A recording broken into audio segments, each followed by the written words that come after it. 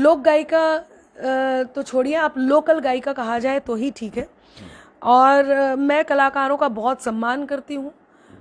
मुझे अभी तक यहाँ पर भी यही लग रहा था कि भाई कलाकार हैं, इनका सम्मान किया जाना चाहिए। लेकिन बात जब देश के अस्मिता पर आ जाए, बात जब देश से गद्दारी करने पर आ जाए, बात जब दुश्मन का हथियार बनने का आ जाए, तब ऐसे में अनामिका अंबर को अपनी बात कहनी होती है।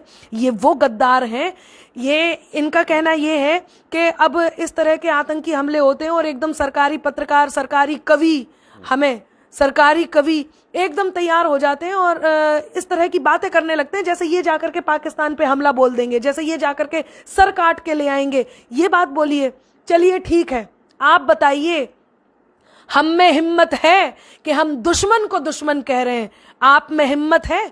आप जो कह रहे हो कि आप सरकार से सवाल पूछ रहे हो, अभिव्यक्ति की आजादी का देश है, बेशक पूछिए, सरकार से सवाल पूछने से कौन रोकता है? पत्रकार भी पूछते हैं, हम भी पूछते हैं, सबको पूछना चाहिए। लेकिन आप उस राज्य की सरकार से सवाल क्यों नहीं पूछते हैं जिस राज्य में आपको भाजपा नहीं दिखती है? आप बंगाल से सवाल क्यों नहीं पूछ रहे? वहां पे भी तो लोग मर रहे हैं, वहां पे तो आपका मुंह नहीं खुलता है। आप और दूसरे किसी और शासित राज्य में सवाल क्यों नहीं पूछते हैं? पूछिए सवाल। आज जिस समय पूरे तब ऐसे में अनामिका अंबर को अपनी बात कहनी होती है। ये वो गद्दार हैं, ये इनका कहना ये है कि अब इस तरह के आतंकी हमले होते हैं और एकदम सरकारी पत्रकार, सरकारी कवि, हमें सरकारी कवि एकदम तैयार हो जाते हैं और इस तरह की बातें करने लगते हैं जैसे ये जाकर के पाकिस्तान पे हमला बोल देंगे, जैसे ये जाकर के सर काट के ले आएंगे। ये बात बोलिए, चलिए ठीक है, आप बताइए, हम में हिम्मत है कि हम दुश्मन को दुश्मन कह रहे हैं? आप में हिम्मत है? आप जो कह रहे हो कि आप सरकार से सवाल पूछ रहे हो, अभिव्यक्ति की आजादी का देश है, बेशक पूछिए, सरकार से सवाल पूछने से कौन रोकता है? पत्रकार भी पूछते हैं, हम भी पूछते हैं, सबको पूछना चाहिए। लेकिन आप उस राज्य की सरकार से सवाल क्यों नहीं पूछते हैं जिस राज्य में आपको भाजपा नहीं दिखती है? आप बंगाल से सवाल क्यों नहीं पूछ रहे? वहां पे भी तो लोग मर रहे हैं, वहां पे तो आपका मुंह नहीं खुलता है। आप और दूसरे किसी और शासित राज्य में सवाल क्यों नहीं पूछते हैं? पूछिए सवाल। आज जिस समय पूरे देश को एकजुट होने की आवश्यकता आई है, जिस समय विपक्ष भी पक्ष के साथ खड़ा है, सरकार के साथ खड़ा है, आप इस समय जाकर के दुश्मन का हथियार बने हो। आपकी भाषा दुश्मन की हथियार बनी हुई है।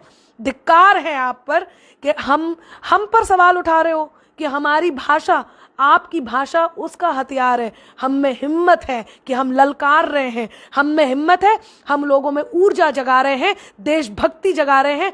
आप क्या कर रहे हो? आप नफरत फैला रहे हो, आप दुश्मन को यह बता रहे हो कि आपकी कोई गलती नहीं है।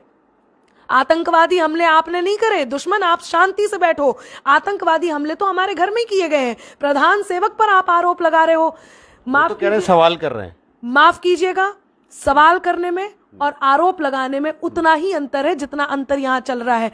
ऐसे में केवल और केवल आपको गद्दार कहा जाएगा, आपको देशद्रोही की श्रेणी में रखा जाएगा। और मेरी ये पंक्तियां आपको सप्रेम भेंट करती हूं, सुने। कौन है आप? कि रूप सजीला सोने जैसा, फितरत में अय्यारी है। ऐसे लोगों से लोगों को सावधान रहना चाहिए। देश जरा जो सोच रहा हो, सुन रहा हो, वो इस बात को भी समझ ले और जान ले कि रूप सजीला सोने जैसा, फितरत में अय्यारी है। ऊपर लेबल अमृत का है, पर शीशी विषधारी है।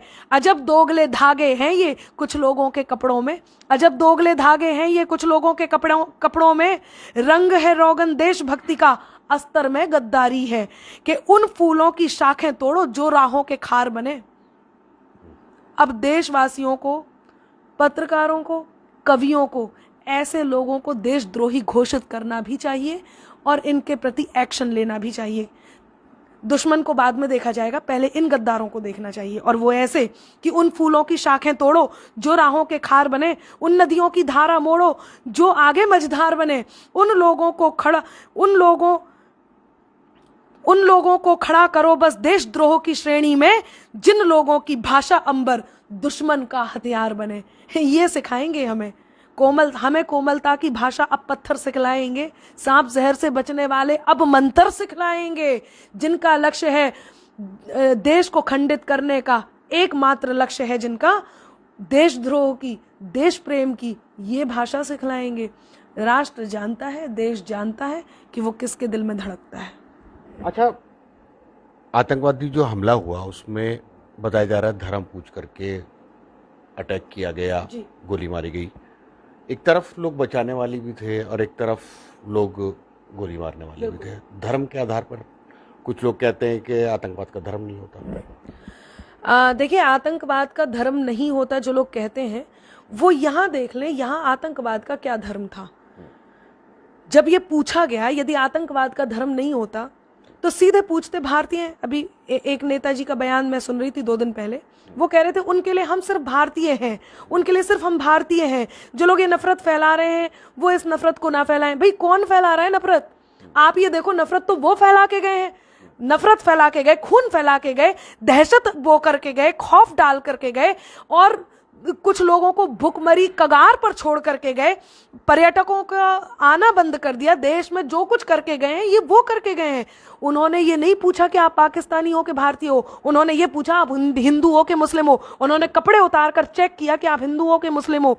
तो ये तो सिद्ध हो गया कि वो क्या कह करके गए हैं और उधर उन्होंने आतंकवाद का क्या धर्म बताया है। लेकिन यही एक बात और मैं कहूंगी, जिन लोगों ने मदद की है, जो लोग देश के साथ खड़े हैं, उनको भी याद रखा जाएगा और जिन्होंने एक तीर से कई निशाने लगाने का प्रयास किया है उन्हें भी याद रखा जाएगा। छोड़ा किसी को नहीं जाएगा। जो देश के दिल में रहते हैं, देश जिनके दिल में रहता है, धर्म कोई भी हो, वो हिंदू है, हिंदुस्तानी है। मैं फिर कह रही हूं, मेरी बात को अंडरलाइन किया जाए, जो देश के दिल में रहते हैं, देश जिनके दिल में रहता है, वो हिंदू और हिंदुस्तानी है, चाहे उनका धर्म कुछ भी हो। एक बात कहती हूँ, तुम्हारे दिल में रहता जो वही अरमान दिल में है। उस्मान जी आपसे कह रही हूँ, तुम्हारे दिल में रहता जो वही अरमान दिल में है। मेरा मजहब कोई भी हो मगर ईमान दिल में है। अमीरी ये अता की है कलम देकर मुझे रब ने, मोहब्बत शायरी में और हिंदुस्तान दिल में है। तो याद सबको रखा जाएगा, चाहे वो